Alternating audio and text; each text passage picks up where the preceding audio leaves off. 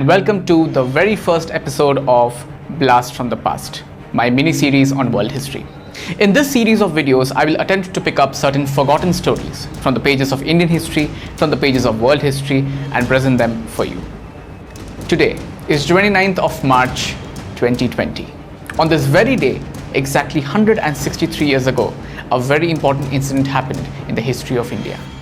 Yes, you've guessed it right. We're talking about the Sepoy Mutiny of 1857, also known as the First War of Indian Independence. On this very day, Mangal Pandey, the brave Sepoy, took up arms against the British and fired the very first shot in what was soon to be a nationwide struggle. But you will be surprised to know that the Sepoy Mutiny of 1857 was not the first Sepoy Mutiny which happened. In fact, we had two others well before 1857.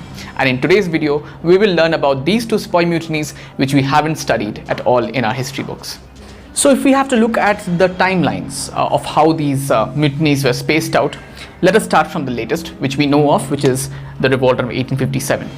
So here you go, the Revolt of 1857, which started on 29th of March. And as we all know, it all started from a place called Barrackpore in West Bengal. And it was led by none other than Mangal Pandey. Now, almost half a century before this revolt happened, that is in the year 1806, we had the very first revolt which was done by the Sepoys against the British East India Company.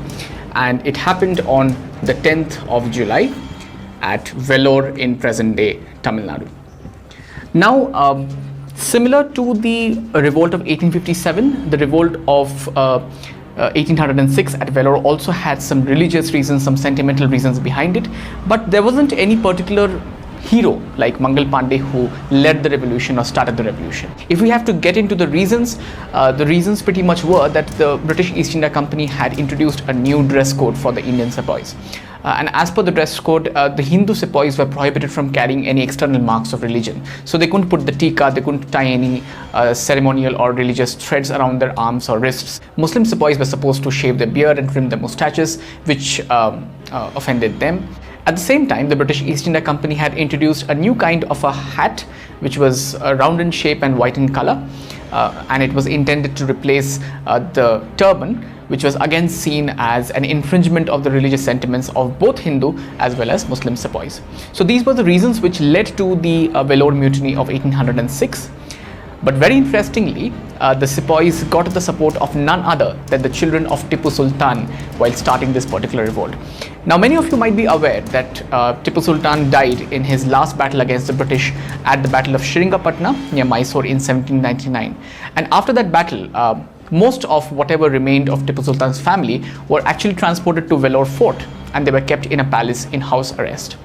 That is where they stayed, and they were surviving on the pension which was given by the British East India Company. Now, when these Sepoys decided to revolt, they got into a deal with Tipu Sultan's second son, Fateh Hyder.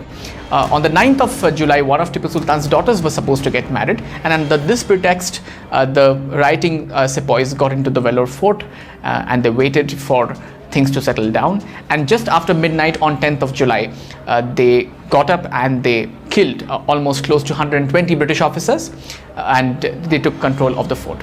However, their joy was short-lived because news of this riot soon reached the nearest cantonment, which was in Arcot.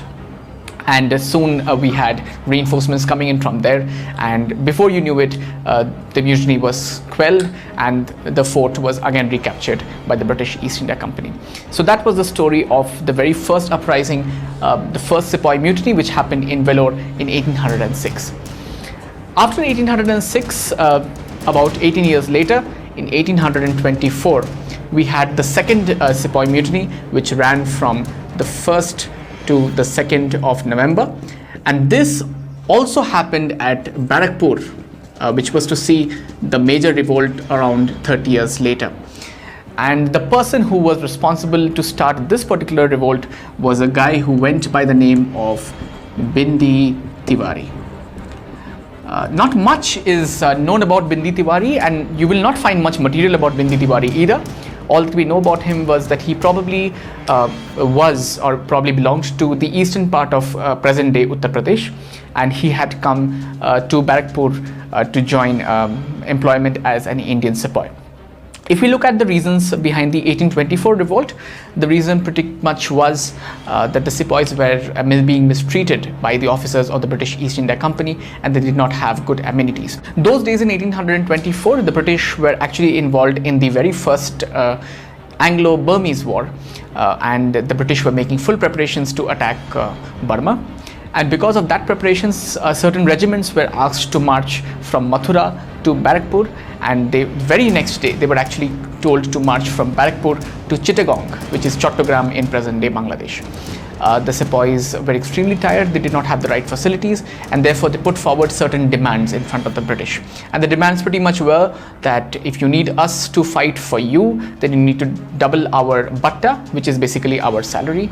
You need to give us animals to carry our luggages, and also you need to give us better equipment to fight and to face the conditions. But unfortunately, these conditions, even though they were communicated to the relevant authorities at Fort William in Calcutta, were turned down. The entire thing was seen as an act of disobedience, and on the 2nd of November, the small group of 200-300 odd sepoys led by Bindee Tiwari were surrounded from all sides, and they were outnumbered by the British. A few days later, Bindee Tiwari was publicly hanged, and his body was left to rot at the place where he was hanged, for people to remember not to take any such step against the British Empire. But even today, if you go to Barrackpore, you will find a temple on the very spot that Bindee Tiwari was hanged, which is called as the Binda Baba Temple. You will find a small 1-foot statue of Bindee Tiwari, which is still revered and worshipped till this day. And who knows, probably Mangal Pandey in his growing up years would have visited that shrine, and he would have got inspired from the brave deeds of Bindee Tiwari, and that is what would have inspired Mangal Pandey to take up arms against the British when they revolted in 1857. So yes, today as we celebrate the 163rd anniversary of the Great Revolt of 1857, and as we remember Mangal Pandey, let us also salute and remember Bindee Tiwari, and let us also salute and remember those brave sepoys of Vellore who first picked up arms against the British, and who sent a clear-cut message to every Indian back then that no matter how strong the opponent is, if you are right and if they are wrong, then you should stand up for yourself and you should fight for their rights. If you like this video, then please go ahead and press the like button, and if you want to stay informed about all such videos and stories that I will be coming up from time to time, please feel free to hit the subscribe button as well. So that's it. Please stay safe in these tough times. Until we meet again, Jai Hind.